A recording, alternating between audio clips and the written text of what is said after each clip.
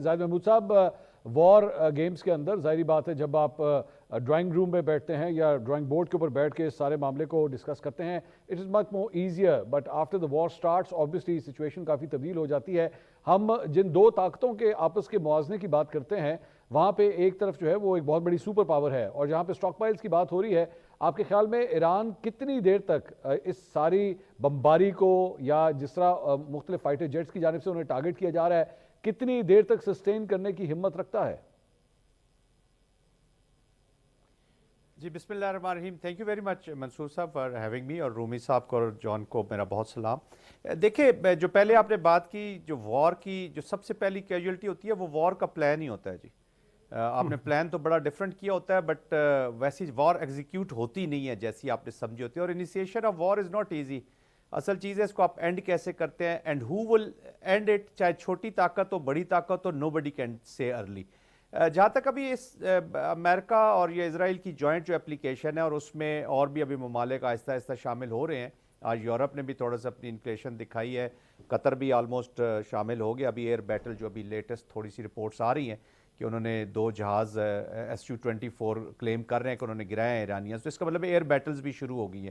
تو یہ تھوڑا سا واسٹ ہوتا جا رہا ہے۔ اسمٹری تو ضرور ہے جی ایرانین کیپیسٹی اور کیپیبلٹی میں ورسز امریکن، لیکن دونوں کی نا امپیکٹ، وار کا امپیکٹ دیکھنا ہو جاتا ہے۔ کبھی کبھی ٹیکٹیکل لاس بھی جو ہوتا ہے یا جو آپریشنل لاس ہوتا ہے وہ اسٹریٹجک لاس کی طرف چلا جاتا ہے۔ تو کیجولٹیز امریکہ کی بھی ہو رہی ہے، ان کے ابھی 4 سولجرز کا تو انہوں نے ایڈمٹ کیا ہے، چیئرمین جوائنٹ نے بھی بات کی ہے۔ جہاز بھی کویت کی نے کہا ہے کہ جی ہماری غلطی سے ہم نے گرا دی ہیں 2 جہاز جو انہوں نے گرائے ہیں امریکن۔ تو کیجولٹیز ہو رہی ہیں۔ دیکھیں ڈفرنٹ سٹاک پائلز آ رہے ہیں، جو میڈیم رینج ہیں ان کے 3000 تک بتاتے ہیں، 6000 تک بتاتے ہیں، 3000 تک بتاتے ہیں۔ جو لانگ رینج ہے 6000 تک سٹاکس بتاتے ہیں، بٹ نو بڈی نوز۔ اور ایرانین جو سسٹم ہے وہ اتنا زبردست کہہ لیں یا اتنا ہڈن ہے کہ دے دیم سیلف، ان کی کیپیسٹیز ہیں کیپیبلٹیز ہیں، وہ دن میں 400 سے 450 500 کے قریب ڈرونز بھی بنا سکتے ہیں۔ اچھا جی، جو میزل ٹیکنالوجی بھی ہے ان کی اپنی انڈیجنس زیادہ ہے، so they are not dependent on someone. اور پھر اگر کووڈ سپورٹ بھی کہیں سے آ جاتی ہے، رشیا اور چائنا کہیں نہ کہیں اگر ان کو سپورٹ دیتے ہیں، تو اس کی لانگیٹیوٹی یا کتنا عرصہ یہ وار چل سکے گی، نو بڈی نوز۔ لیکن جب بڑی طاقتوں کے جو نقصان ہوتے ہیں تو اس کا اسٹریٹجک امپلیکیشنز بہت زیادہ ہوتی ہیں۔ اب ایران نے بھی، اور دوسری طرف سے ہم دیکھیں اسٹریٹجی کے طور پہ اس کو بڑھایا ہے جی۔ ایران تو اس جنگ کو اور بڑھانے کی کوشش کرے گا اور ملکوں کو انٹیگل کرنے کی کوشش کرے گا۔ جتنی یہ پرولونگ ہوگی اتنا آپ نے دیکھا کہ ایئر ڈیفنس سسٹم بھی جو اسرائیل کے اندر پہلے بھی 12 ڈیز وار میں بھی سلولی اینڈ گریجولی وہ ویک ہوتا جا رہا تھا، تو ان پینیٹریشن زیادہ ہو رہی تھی، زیادہ ٹارگٹس ہٹ ہو رہے تھے۔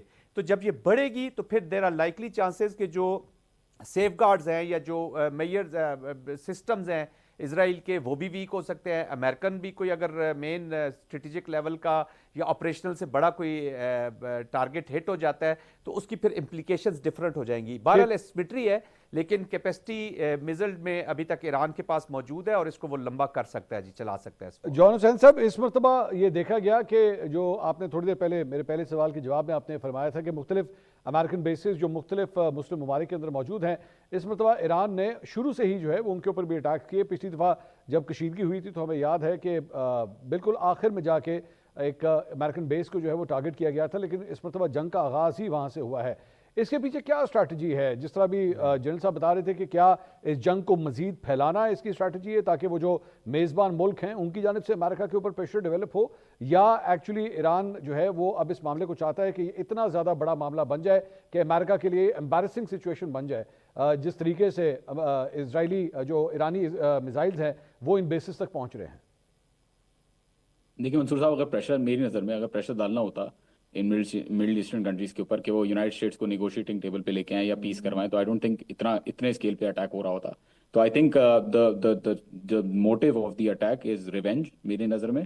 اور جو اسکیل کی بات ہوئی ہے، دیکھیں اس کی جو جیسا کہ میں نے پہلے کہا، جو بیسز ہیں وہ آپریشنلی یہ انوالو تھے، اس کو ایز اے ریٹیلیشن ایران جو ہے وہ یوز کر رہا ہے۔ کوئی الٹیریئر موٹیو میرے خیال میں اس چیز کے اندر نہیں ہے، اٹ از بیسکلی ریونج، کیونکہ جو ایئر کرافٹ کیریئر ہے وہ اس وقت دور جا کے کھڑا ہوا ہے، تو اس کو ٹارگٹ کرنا اتنا افیکٹولی نہیں ہو پا رہا۔ 6-8 مسلز آل دو اس کے اوپر بھی داغی گئی ہیں، لیکن جتنا ڈیمیج میرے خیال میں ایران اس وقت جو لیڈرشپ ہے اور جو کمانڈرز ہیں وہی سوچ رہے ہیں کہ جتنا ڈیمیج ہم کر سکتے ہیں یونائٹڈ اسٹیٹس کو اتنا ڈیمیج ہم کریں گے، اینڈ اگر یونائٹڈ اسٹیٹس، کیونکہ ابھی وہ ایسٹس موو کر رہے ہیں اپنے ان کنٹریز کے بیسس کے اندر جنہوں نے ابھی تک اجازت نہیں دی ہے یونائٹڈ اسٹیٹس کو اٹیک کے لیے استعمال کرنے کے لیے، تو اگر ان کنٹریز کے اندر بھی موو کرتا ہے تو وہاں پہ بھی آپ دیکھیں گے منصور صاحب، آئی ایم ویری کانفیڈنٹ کہ وہاں پہ بھی اٹیکس ہوں گے.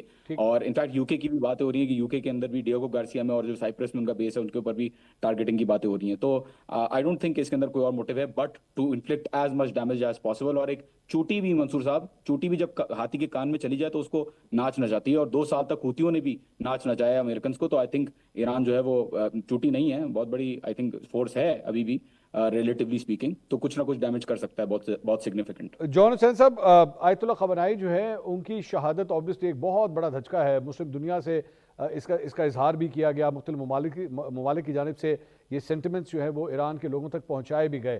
لیکن ظاہری بات ہے یہاں پہ ایک بہت بڑا سوال جو کم از کم میں چونکہ پاکستان میں موجود ہوں، لوگ ہم سے یہ سوال ضرور پوچھتے ہیں کہ آخر کیا ان کی سیکیورٹی کو لے کے اسے فول پروف نہیں بنایا گیا تھا؟ کیا اندر سے ان کے خلاف کوئی جاسوسی ہوئی ہے، یا اپنے ہی کسی نے جو ہے وہ ان کی لوکیشنز کے بارے میں انفارم کیا؟ اس بارے میں وہاں پہ کیا سینٹیمنٹ پایا جاتا ہے؟ دیکھیں، میں اپنا پرسنل اوپینین نہیں دے سکتا ہوں اس پہ، اور میرا اوپینین یہ ہے کہ ایران کی انٹیلیجنس کافی کمزور ہے. جو انٹیلیجنس ایجنسی اپنے سپریم لیڈر کو ہی پروٹیکٹ نہیں کر پائی تو اس کا کیا فائدہ آپریٹ کرنے کا؟ جبکہ ایران کا لوگ کہتے ہیں کہ ڈکٹیٹرشپ ہے، لوگوں کو اٹھا لیتے ہیں. میں انٹیلیجنس ایجنسی کے خلاف آپ کے ساتھ بات کر رہا ہوں اس وقت، تو آئی سنسیئرلی بلیو کہ ان کو کام کرنا چاہیے تھا جنہوں نے صحیح سے نہیں کیا. بہرحال یہ بھی کہتے ہیں آفیشلس کہ بھائی ہم نے بولا تھا کہ بنکر میں چلے جائیں، وہ نہیں مانے بنکر میں جانے سے. انہوں نے کہا کہ بھائی میری عوام باہر ہے اور اب میری زندگی جو ہے وہ اللہ کی امانت ہے، کیسے بنکر میں چلا جاؤں، میرے لوگ باہر ہیں. ریگارڈلیس جو بھی ہو، لے جانا چاہیے تھا، ان کی ذمہ داری بنتی ہے کہ ان کو لے جاتے بنکر میں کسی طریقے سے یا سیکیور رکھتے. تو آئی ڈونٹ تھنک اتنا بڑا کام بغیر انٹیلیجنس فیلئر کے ہو سکتا ہے. کوئی نہ کوئی آبویسلی ہوگا، کوئی نہ کوئی طریقہ ہوگا جس کے تھرو انہوں نے پتہ لگایا کہ وہ کہاں ہیں، کس طرف ہیں اور کون کون ہے اس کے اندر. بٹ آبویسلی آئی تھنک بالکل صحیح کہا کہ کوئی نہ کوئی اس کے اندر فاؤل پلے ضرور ہے کسی نہ کسی بندے کی طرف سے. رضا رومی صاحب، ذرا تھوڑا سا ڈائریکشن کو پاکستان کی طرف لے کر آتے ہیں. پاکستان کے لیے بڑی مشکل سچویشن ہے. ایران اس کا ایک پڑوسی ملک ہے، امریکہ کے ساتھ، خاص طور پہ ڈونلڈ ٹرمپ کے ساتھ پاکستان کے ریسنٹ پاسٹ کے اندر جو ہے بہت اچھے تعلقات بن چکے ہیں. ڈونلڈ ٹرمپ اب اس سے پہلے میں تقریباً ہر پلیٹ فارم پہ جب بھی وہ تقریر کرتا تھا تو پاکستان کی تعریفیں، پرائم منسٹر کی تعریفیں، فیلڈ مارشل کی تعریفیں جو ہے وہ کرتے رہے ہیں. لیکن اب اس وقت ایسی صورتحال ہے کہ دونوں سائڈز کے ساتھ ہی پاکستان کے بہت اچھے تعلقات ہیں. ابھی تک پاکستان نے جس طرح اپنے کارڈز پلے کیے ہیں، آپ کے خیال میں that is the only option on the table, یا اس کے علاوہ بھی آپ کی نظر میں کچھ کیا جا سکتا تھا؟ دیکھیے، آپ نے صحیح کہا کہ پاکستان کے لیے یہ بڑی مشکل صورتحال ہے، اور بہت ہی ٹائٹ روپ واک جسے کہا جاتا ہے انگریزی میں، اس کے مترادف ہے. اس کی وجہ یہ ہے کہ پاکستان کے امریکہ سے بھی مثالی تعلقات قائم ہو چکے ہیں. پچھلے سال سے ہم نے دیکھا ہے کہ ایک نئی گرم جوشی جو ہے وہ سامنے آئی ہے، مگر اس کے ساتھ ساتھ ایران کے ساتھ بڑے دیرینہ تعلقات ہیں. اور خود پاکستانی عوام میں بھی اس وقت جو میجورٹی ہے، اوور ویلمنگ میجورٹی جو ہے وہ ایران کی سائڈ پر ہے. تو اس لیے حکومت کو ظاہری بات، اور یہی آپ دیکھ بھی رہے ہیں کہ پاکستان نے سیکیورٹی کونسل میں بھی ایران کا ساتھ دیا، بلکہ ایران نے جو ہے پاکستان کا شکریہ بھی ادا کیا، کیونکہ اس وقت دنیا میں چین، روس اور پاکستان ہی 3 ممالک ہیں جو کہ کھل کر ایران کی حمایت اور عالمی قوانین کی پاسداری کا تقاضا کر رہے ہیں.